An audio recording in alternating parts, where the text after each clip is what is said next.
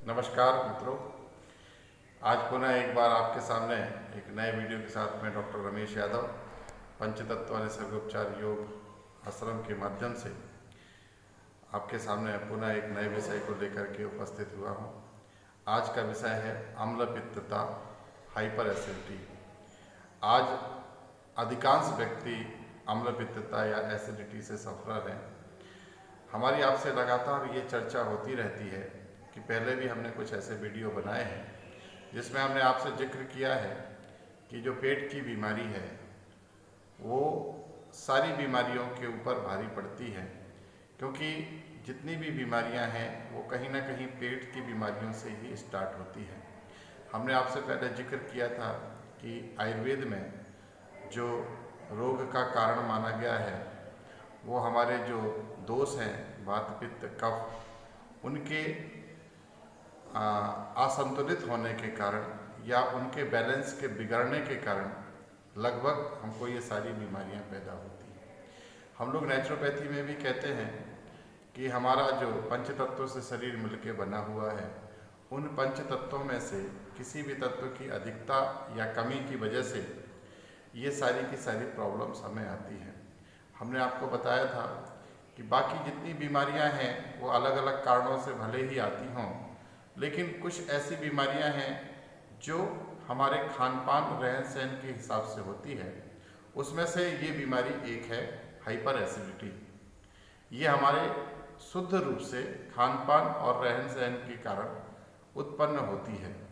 तो इसमें प्रमुख कारण है कि हमारा खान पान। आप देखते होंगे कि हमने आपको पहले भी वीडियो में बताया है कि खाना, कई लोग पूछते हैं कि कब खाना चाहिए। मैं कहता हूं कि खाने का कोई टाइम एक निश्चित नहीं है। ये जब तक आपको भूख ना लगे, या अगर आपने बायोलॉजिकल एक सेटिंग बनाई हुई है कि नाश्ते का टाइम बनाया हुआ है, भोजन का टाइम बनाया हुआ है और रात्रि में डिनर का टाइम बनाया हुआ है, तो निश्चित रूप से आपको भूख उस समय लगनी चाहिए। लेकिन अगर आप खुद ही इस नियम को कभी अगर बिगाड़ते हैं तो जो आपकी बायोलॉजिकल सेटिंग है अगर वो बिगड़ती है तो भी आपको खाने का पाचन जब प्रॉपर तरीके से नहीं होगा, तो हमने आपको पहले भी बताया था कि जब खाना नहीं पचता है तो उसकी दो गतियां होती हैं। जब पच जाएगा तो आपकी वो सप्त धातुओं का निर्माण बहुत अच्छे तरीके से करेगा, आपके शरीर को बनाएगा, आपके शरीर में इम्यून पावर को बढ़ाएगा। लेकिन वही खाना जब नहीं पचेगा तो 143 तरह की अलग अलग बीमारियां पैदा करेगा। उनमें से एक अम्ल पित्तता भी है।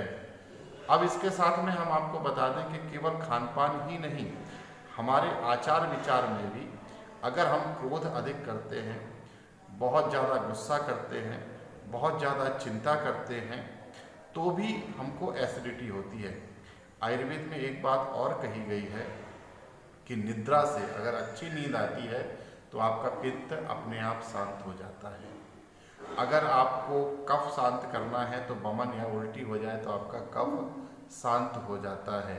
इसी तरीके से बाकी चीज़ें भी आती हैं कि अगर हमने बात की तो मालिश अगर हमने कर ली तो बात शांत हो जाता है। तो ये आयुर्वेद में ऐसा कहा गया है।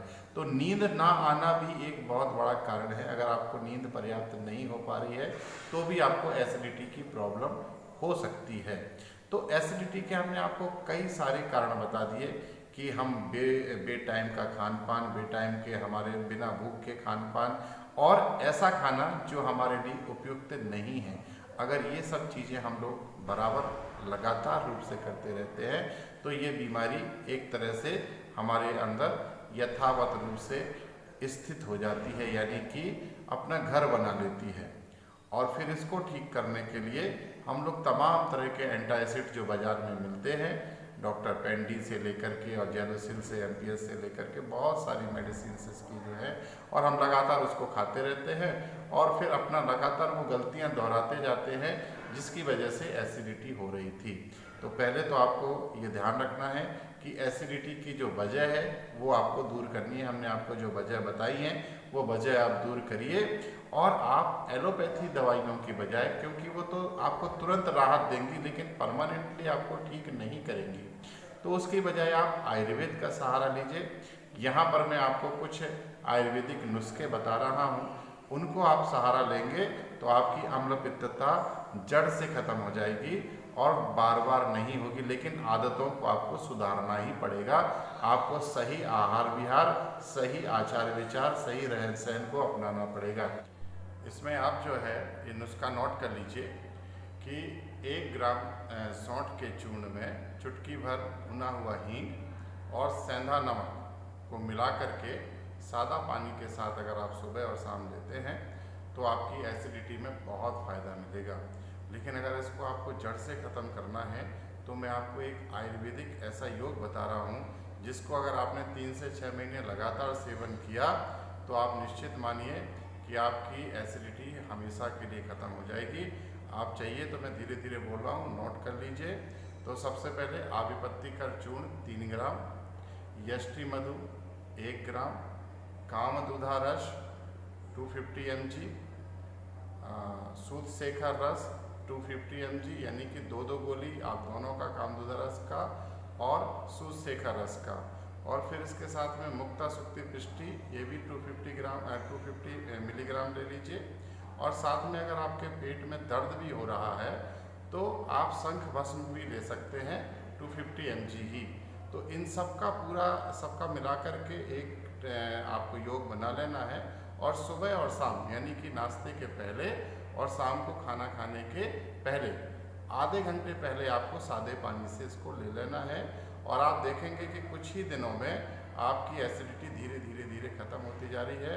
और ये योग ऐसा है कि ना केवल आपकी एसिडिटी दूर करेगा बल्कि पेट की तमाम तरह की जो परेशानियां हैं उससे आप छुटकारा प्राप्त कर सकते हैं।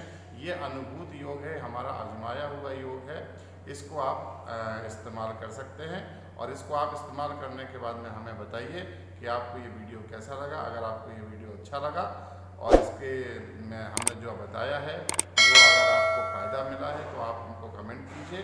हम आपको इसी तरह से आगे अच्छे वीडियो भेजते रहेंगे। धन्यवाद।